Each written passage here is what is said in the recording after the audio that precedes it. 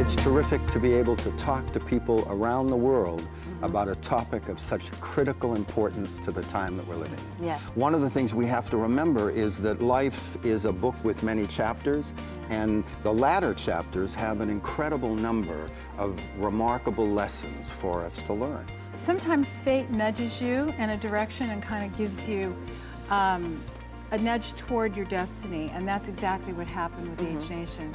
That's how it was born, really. George and I made a passage with both respective parents at the end of their life journeys, and it was a big wake-up call. Yeah.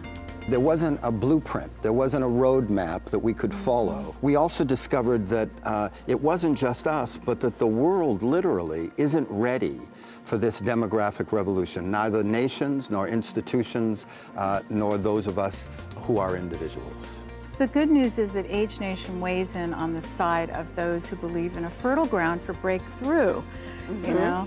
And not only do we have the opportunity, but the resources, the talent, the time, the experience, and the wisdom to really help steer this ship into a new course. We can't afford any longer to wait for government or institutions or anyone else. We have to invent new strategies and do some really terrific new things. It's a big focus of Age Nation, Yes. the cross-generational piece, so that young and old alike can come together and share in their gifts and talents and create a remarkable, sane, and sustainable world together. There's a wonderful old African proverb that says, if you want to go fast, go alone.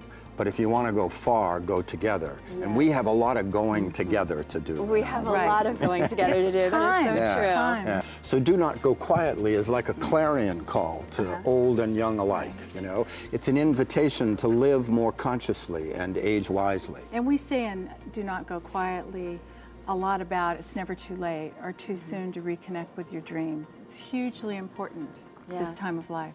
Every single day we vote with our energy, with our attention, and with our money. And so one of the things that people in the second half of life can do is for those organizations, individuals, events, whatever, media services that are constructive and serving the world, we ought to vote for them.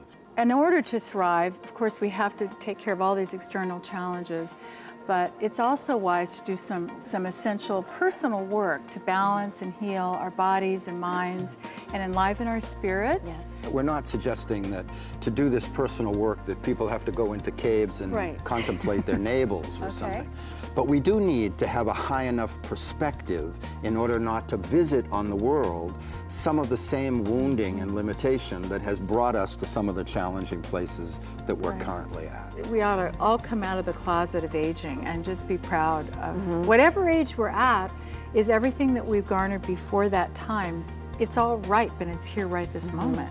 When you say, how do we get involved? Right. People get involved by being who they essentially are, by touching into their dreams, by saying, I have a distinct and authentic voice, and I'm going to speak it before I leave this place. So if you Power and have magic. something to do, do it and do it boldly.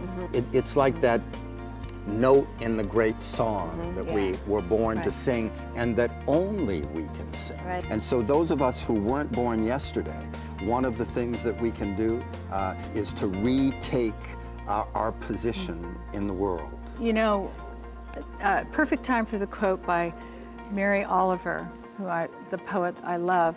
And she says, what will you do with the one wild thing called your precious life?